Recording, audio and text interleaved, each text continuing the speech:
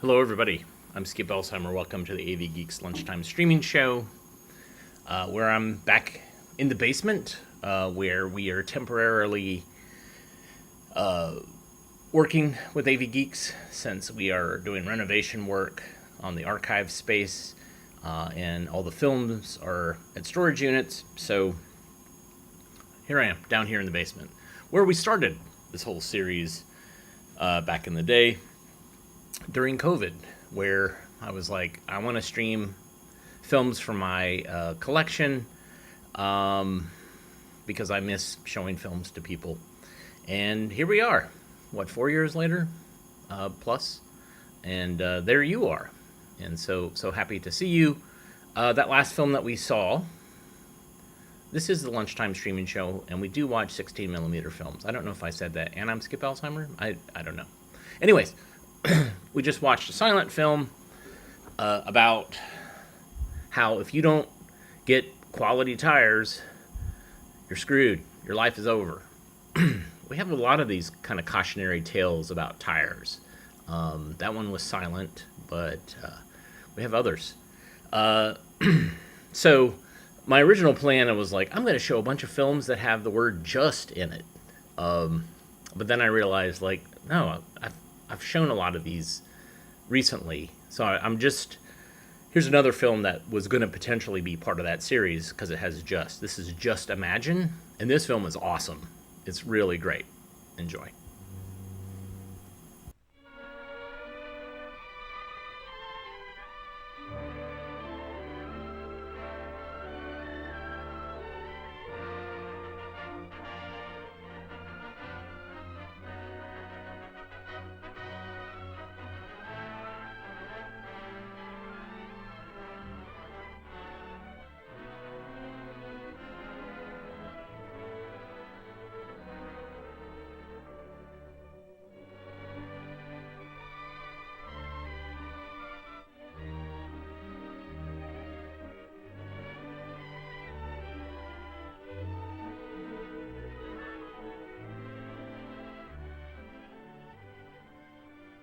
Tells the story, all right. Thousands and thousands of telephones to be made and all kinds of materials needed to make them. Copper, nickel, cotton, gold, silver. And from where? It's a tough job. It ain't so tough. That's what you think. Where did you come from? Oh, I've been around. I know an easy way to get materials and make telephones. You and what army? Don't need an army. Just a little imagination. Watch.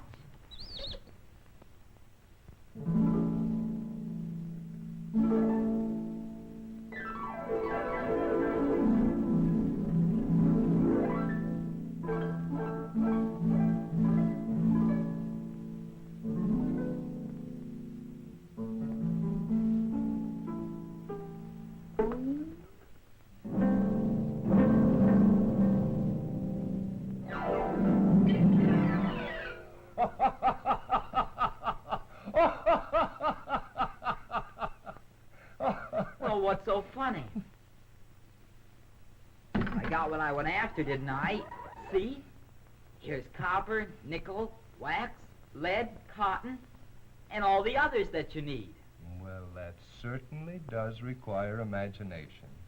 But how on earth are you going to make 433 telephone parts from those paper labels? Still skeptical, eh? Okay, mister, help me clear the deck for action, and I'll show you. Silly idea. But maybe I'd better humor this little fella. No telling what he'll do next. I'll show him.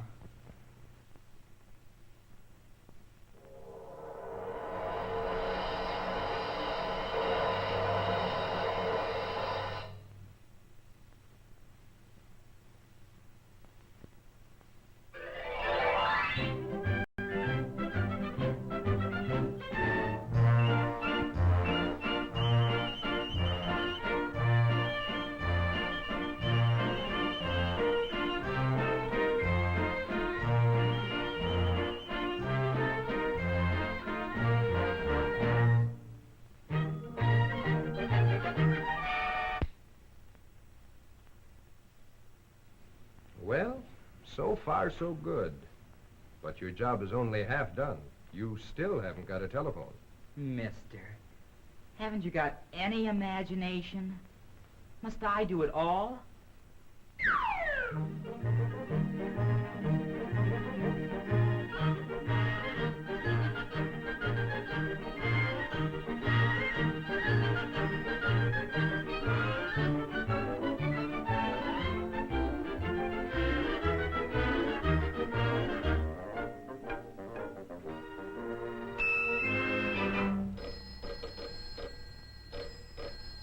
Yoo! Take over, Ringer. It's your move.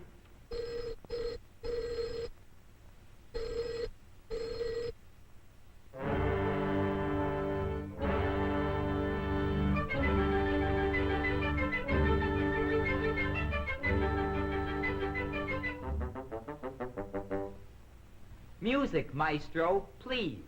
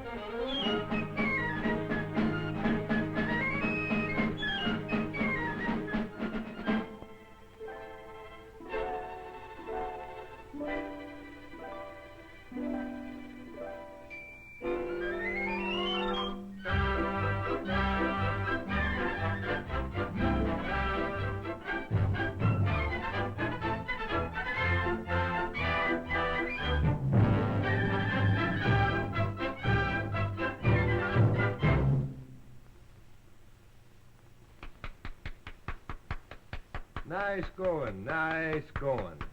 But, what about the chords? The chords? Oh, yeah, the chords. Hey, Ringer, how about the chords?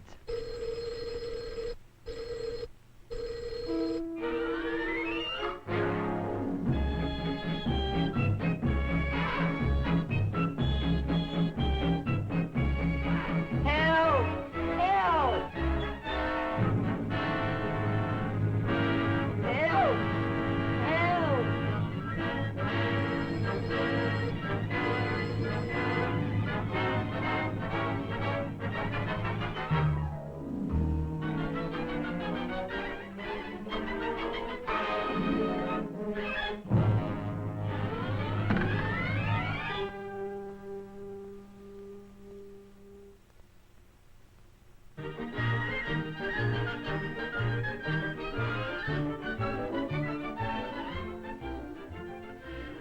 What did I tell you?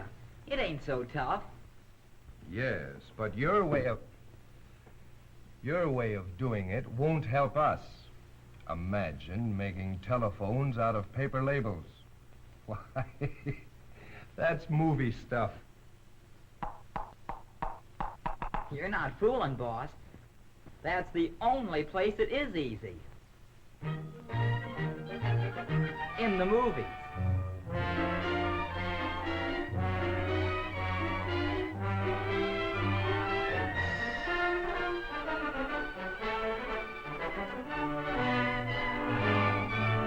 This is the end, folks.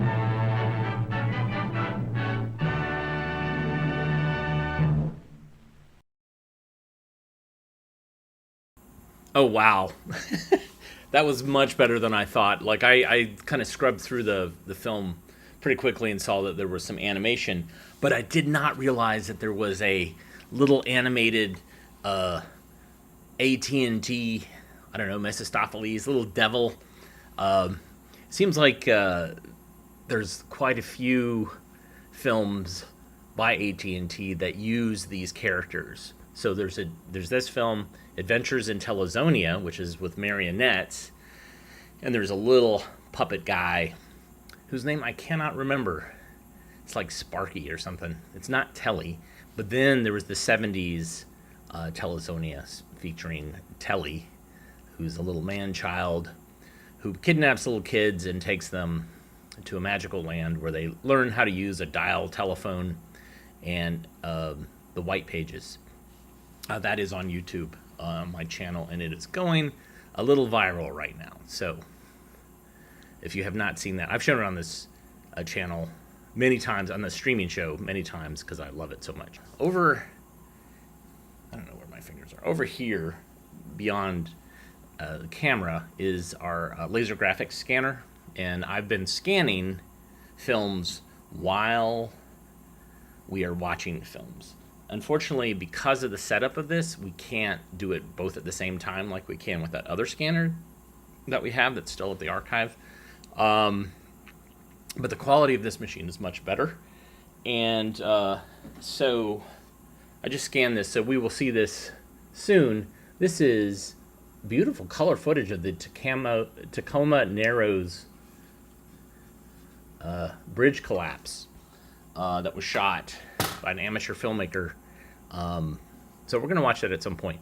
But right next, we're going to watch a film that I did scan last week? No, week before last. Trail of Father Kino. This was a theatrical short about the Jesuit Father Kino, who was spreading the good word of civilization and Catholicism to Indians. Yeah. Anyways, enjoy.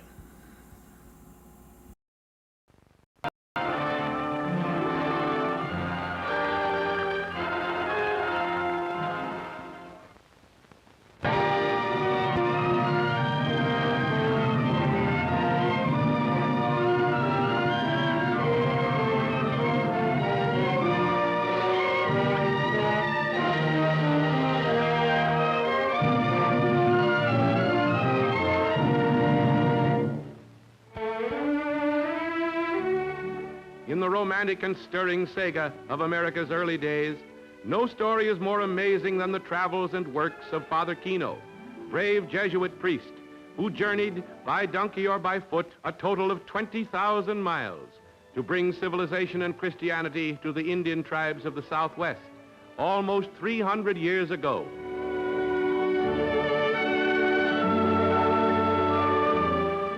Between 1687 and his death in 1711, Father Kino established 29 missions and baptized 50,000 Indians. Today, many of those early missions still stand, although the majority of the early Jesuit structures later were replaced by Franciscan missions, such as this one, San Ignacio in northern Sonora, Mexico. Here, Father Kino established one of his first missions, and hereabouts, the natives cultivate their orchards and farms and live the same peaceful agricultural life the good Father taught their ancestors 3 centuries ago. With his base at Dolores in northern Sonora, Father Kino pushed into the wilderness, north, northwest, and west, establishing communities and teaching the Indians how to farm and raise stock.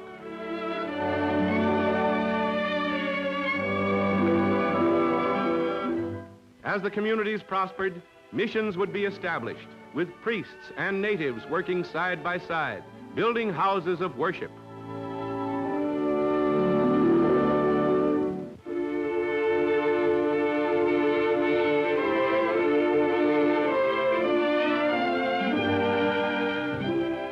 Indian raids and revolutions down the years have taken toll of Father Kino's far-flung efforts.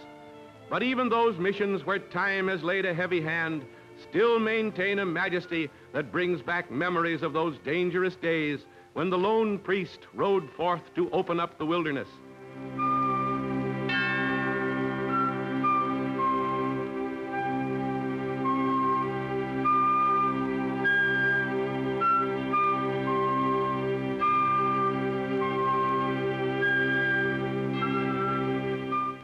Sometimes Father Kino rode west. The mission at Caborca, founded by him on a trip to the Gulf of California and later rebuilt by the Franciscans, is a marvel of ornamentation. This is one of the finest missions now standing in Mexico, a veritable masterpiece in adobe and carved wood.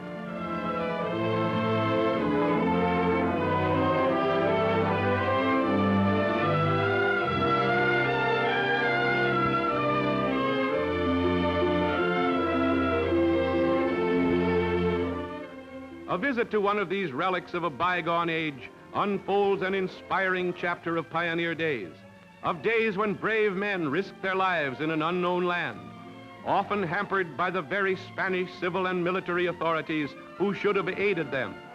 They were real heroes, and how moving it must be to tread where they once trod.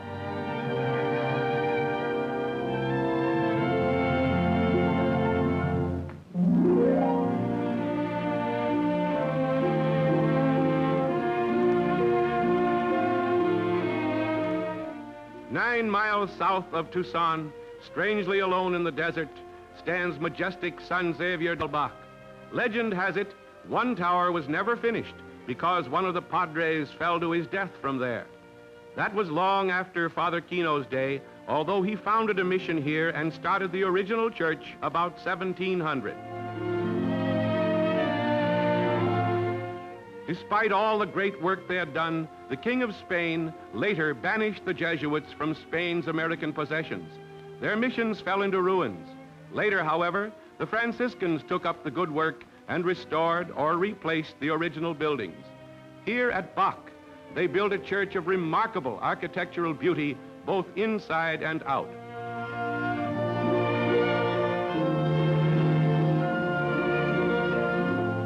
What inspired workmen they were, those early priests and the Pima and Papago Indians who labored with them.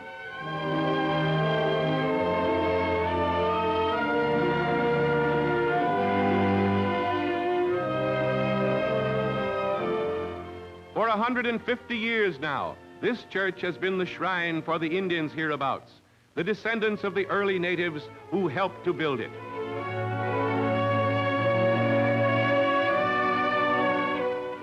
The Padres were driven out again in the 1820s, and the beautiful church became a barracks. The faithful Indians, however, hid its many works of art. 20 years or so later, when Arizona became a part of the United States, every piece was safely returned.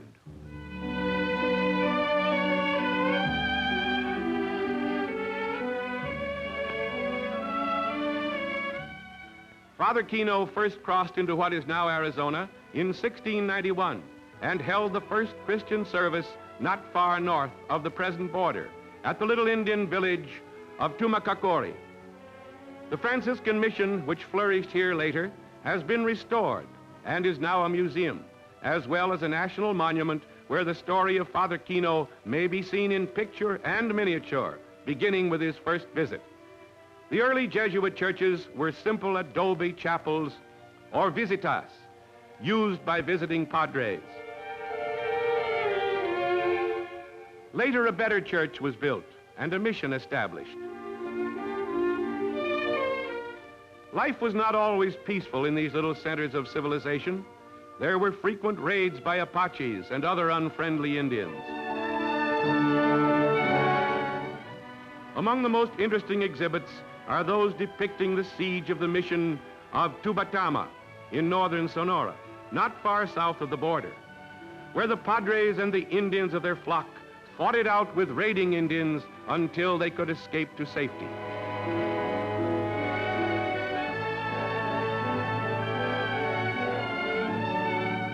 This represents the coming of the Franciscans in 1768 and their plans to replace the old Jesuit mission with a newer, finer church, such as the one shown here.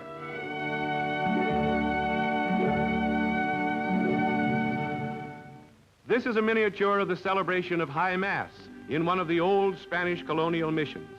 It's a work of art in itself, done following the restoration of this mission and its establishment as a national monument. Note the marvelous feature delineation.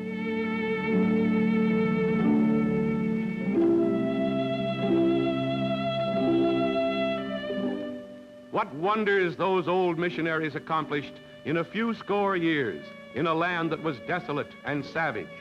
And their pathfinder was Father Eusebio Francisco Kino, explorer, adventurer, and priest, outstanding pioneer of the Southwest.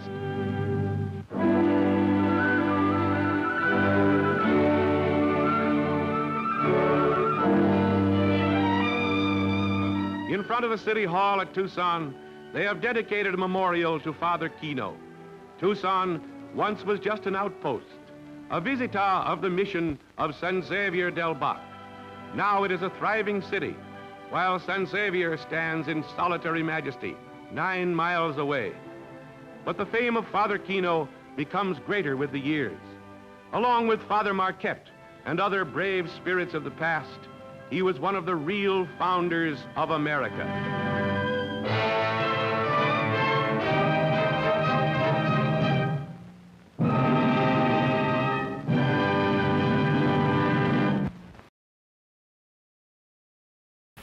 I appreciate in the comments how you were like, but why were those Indians attacking? Why were they so mean to all these white settlers? Why? It's very obvious why.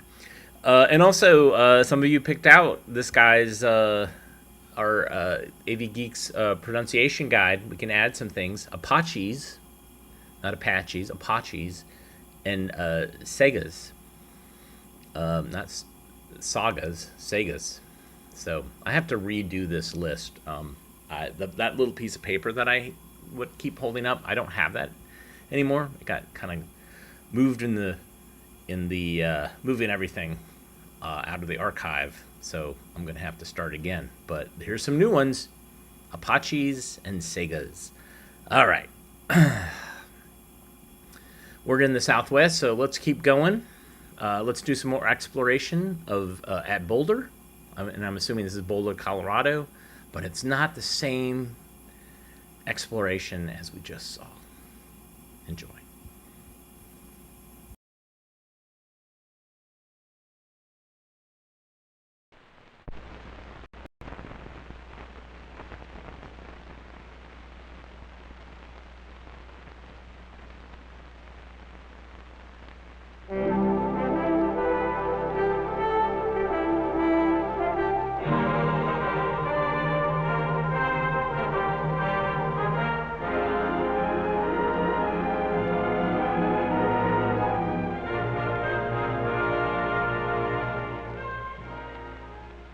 The Front Range of the Rocky Mountains marks the edge of what was once the great unknown.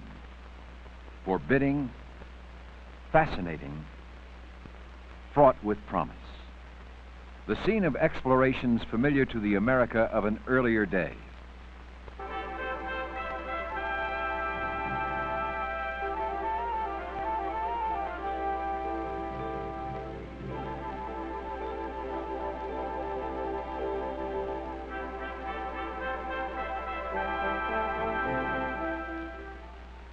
In the shadow of these historic mountains stand the Boulder, Colorado laboratories of the National Bureau of Standards. These laboratories carry on major exploration, seeking new knowledge beyond such modern frontiers as the seething atmosphere of the sun, the bizarre domains of cryogenic cold, the invisible fields of electromagnetism, the unplumbed powers of coherent light. These are frontiers of science, where new knowledge comes only with the ability to measure new phenomena and express their relationships in numbers. NBS people at Boulder represent a key national resource. Their talents, experience, and esprit de corps are pitted against the frontiers of measurement in the fields of cryogenics, electronics, electromagnetics, time and frequency, and atomic physics. They are responsible for conceiving and developing ways of measuring new, vaguely characterized phenomena. The National Bureau of Standards participates in a major astrophysics laboratory on the University of Colorado campus. NBS scientists, university faculty, graduate students, and undergraduates work together searching out critical measurement needs and conducting pioneering measurement experiments, feeding the Bureau's rigorous measurement philosophy directly into a young and important branch of science. Creative measurement science is largely responsible for one of NBS Boulder's and the scientific world's most valuable physical assets, the cesium beam frequency and time standard. With this standard, the duration of the second has been realized many times more accurately than any other basic unit of measurement. Capsules of high-purity cesium-133 go into this end of the cylinder. Where a furnace boils them, the atoms travel down the tube at a mean velocity of 20,000 centimeters per second through a very high vacuum. About 1/8 of the atoms are in the two hyperfine energy states pertinent to the standard. The states have opposite magnetic dipole moments. An atom falling to the lower state emits a quantum of radiation. One changing to the higher state must absorb a quantum of exactly the same frequency. The frequency, 9,192,631,770 hertz, is an invariant property of these transitions of the cesium-133 atom. Depending on state, the orientation of the magnetic dipole moment will cause the atoms to respond to a magnetic lens in a characteristic way. This diagram shows the main components of the standard seen from the top, with the lateral scale greatly exaggerated. As the atoms in one energy state reach the first magnet, they change direction. Some atoms deflect right out of the system. The significant part passes through the first microwave cavity, a collimator, the second cavity, and bends once more at the second magnet, missing the detector by a wide margin. The atoms in the opposite state respond in the opposite direction. Neither beam hits the detector. Microwaves are inserted in the path of the atoms. Frequency controls response. When the input matches the critical frequency, the beam suddenly change state, reverse direction of deflection, and hit the detector. The response ceases unless the input frequency accurately matches the frequency associated with a state change, which is a constant of nature.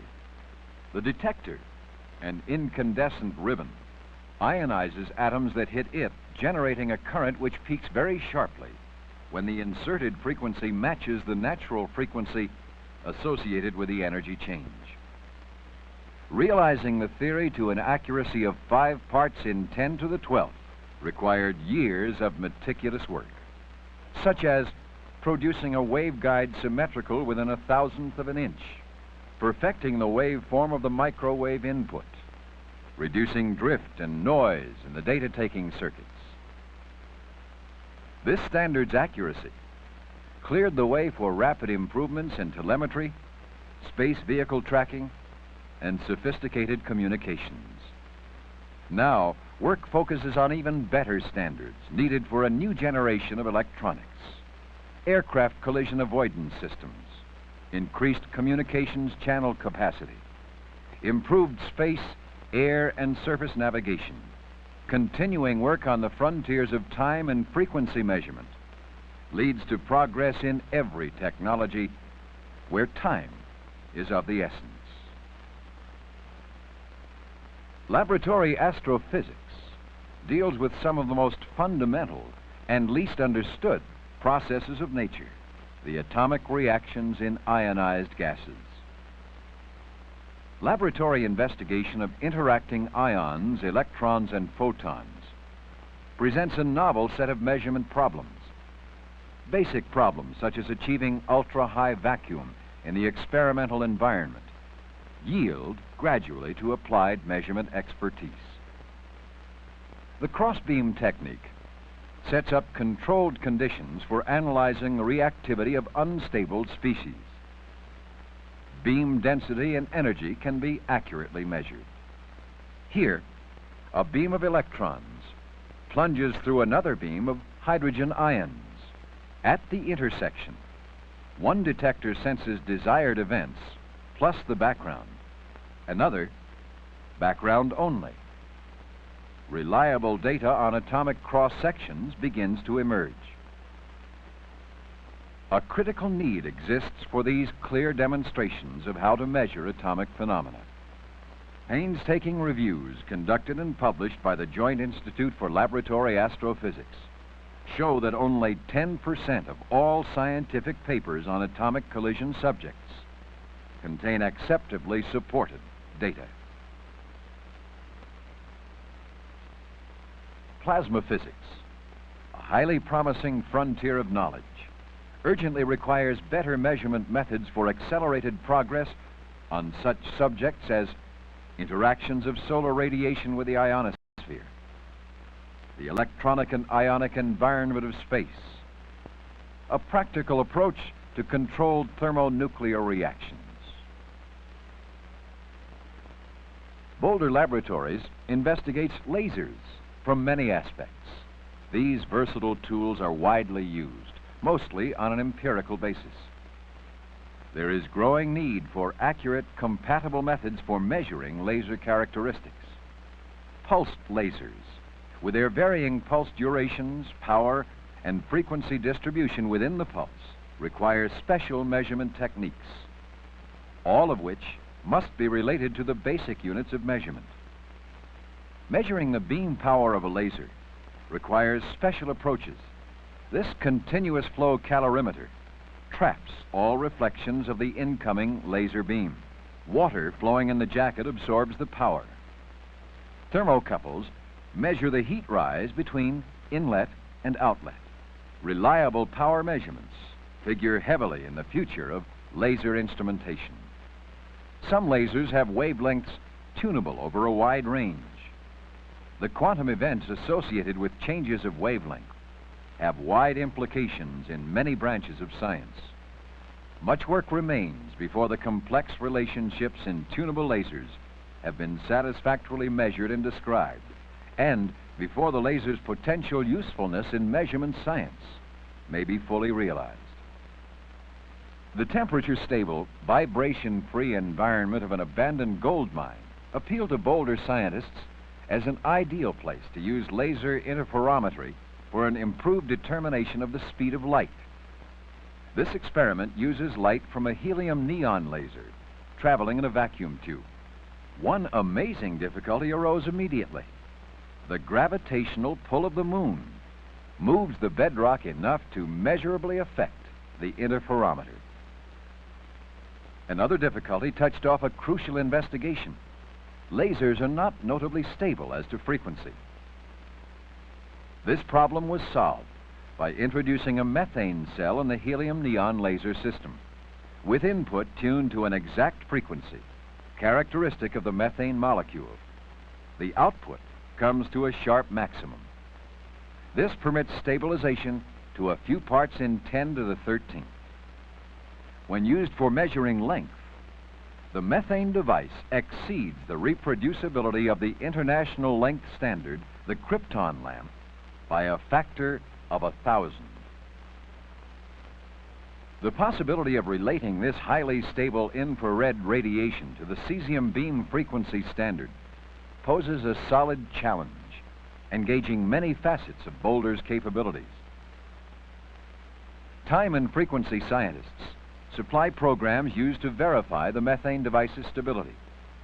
Quantum physicists work side by side with electronics engineers on the experiments necessary to multiply known frequencies right up to the infrared.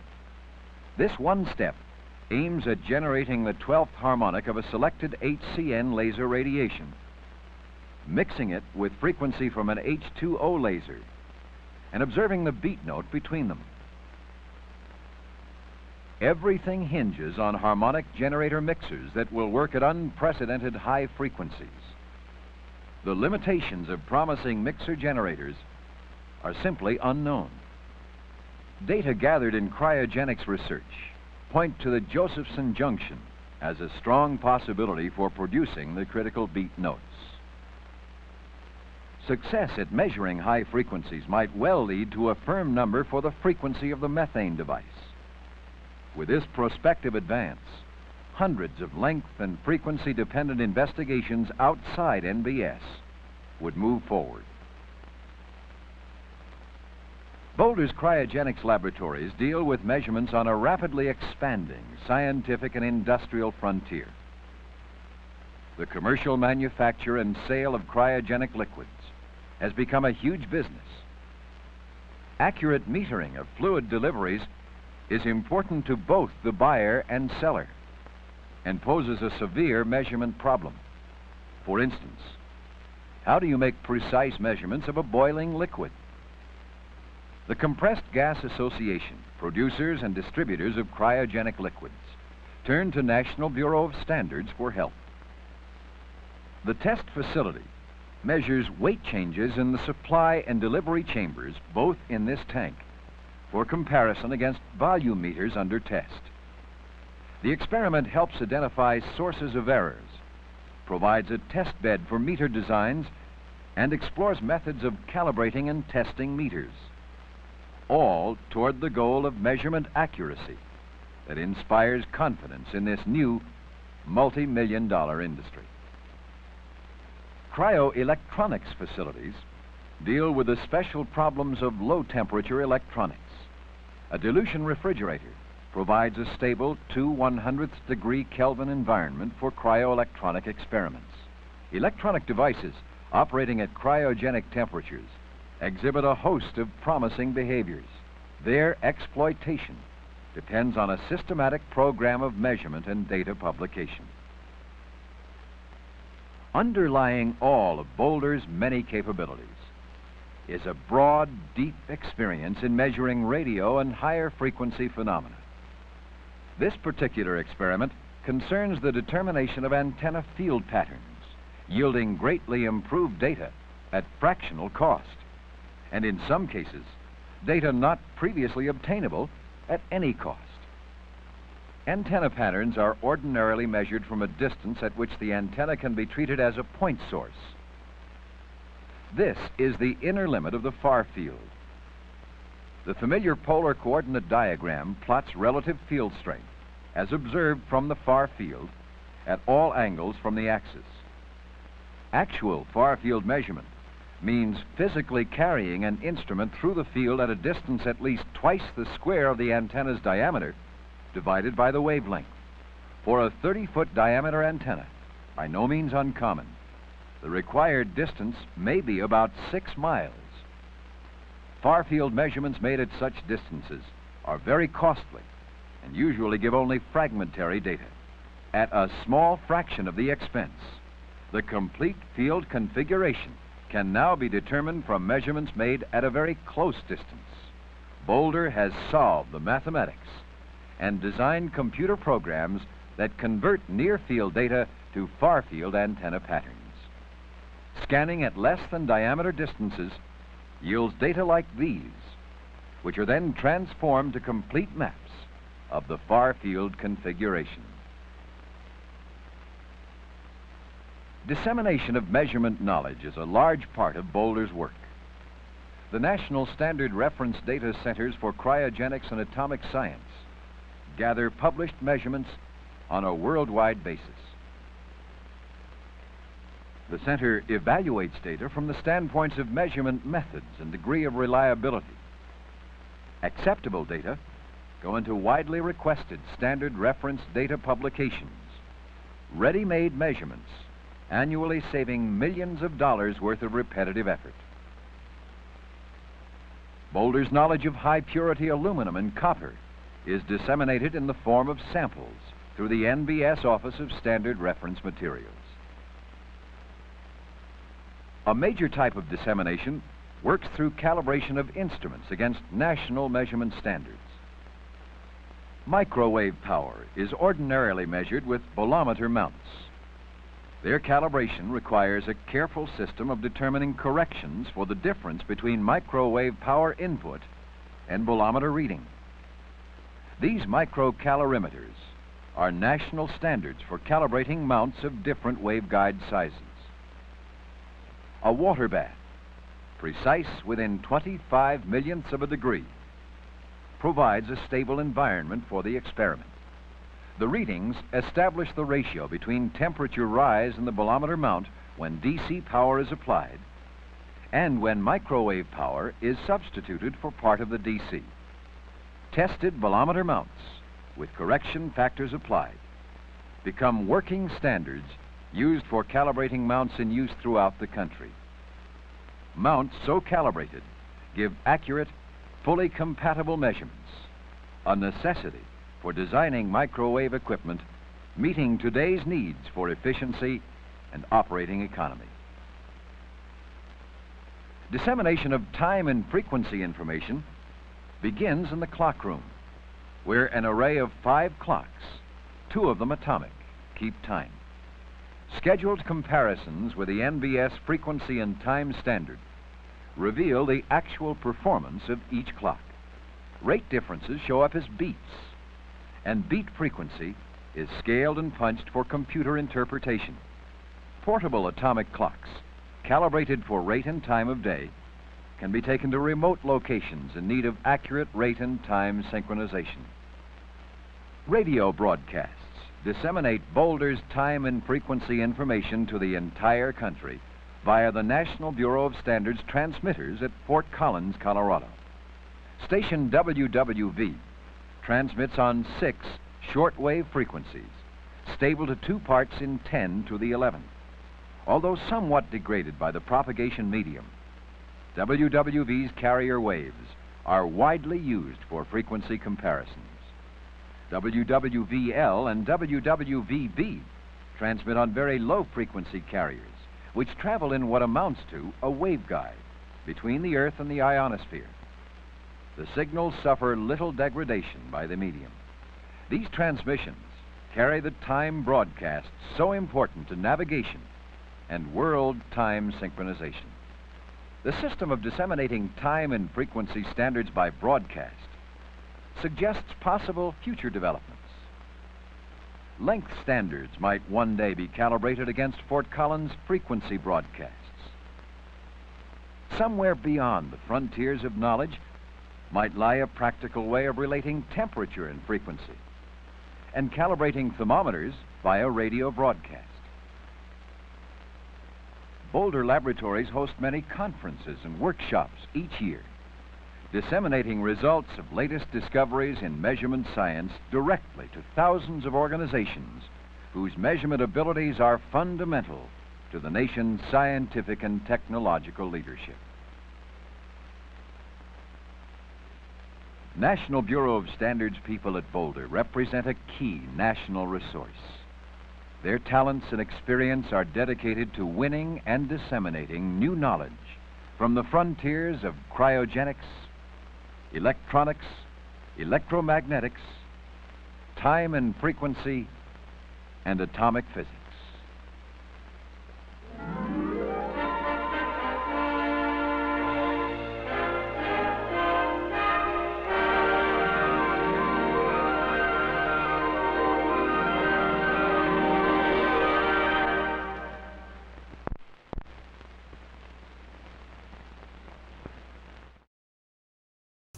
The frontiers of cryonics, or was it cryogenics? I missed that, but man, there was a lot of lingo and jargon thrown in there, and it did remind me of the fact that when I was a kid, I used to get the Edmund Scientific Catalog, and I wanted to get a laser so bad, and they were so expensive. Of course, the lasers that I was interested in were they were basically harmless. They would have damaged your eyes, but of course I wanted a laser that was going to burn a hole through something or potentially turn into a lightsaber. But yeah, I used to just pour over the catalogs and just see, like what I would need and all that stuff. And now lasers, I mean, you can get super cheap lasers as a cat toy. It's crazy how that has changed, but yeah, thanks for tuning in today. Very much appreciate your eyeballs and your donations. Thank you, Jeremy, and Brian for donating via the Super Thanks button. Another way you can donate is via the ko-fi.com/avgeeks button or link, or patreon.com/avgeeks. Some people have been donating that way, and I very much appreciate that. You can also just hit the thumbs up, the like button. Those are other ways to support us. And certainly, as I have been saying, we've been doing a big push to upload a bunch of stuff from our collection and from other collections, namely the Prelinger archive, on YouTube. And so watching those and enduring the ads put some money in our coffers, and that money, of course, all goes towards rental fees for all the storage units that we have with all the films that we have. There is a film called The Peaceful Ones that we are going to watch this week that I'm currently scanning, and it has some insane footage in it. I'm very excited. And I'm excited because bringing the scanner here, laser graphics scanner here, means that we have more energy to scan not only stuff for jobs where we make money, but also new stuff that we can show you. So, hooray! We're almost back, even though we are in a basement. Anyways, everybody take care. Have a great rest of your Tuesday, and we will see you soon. Thanks again.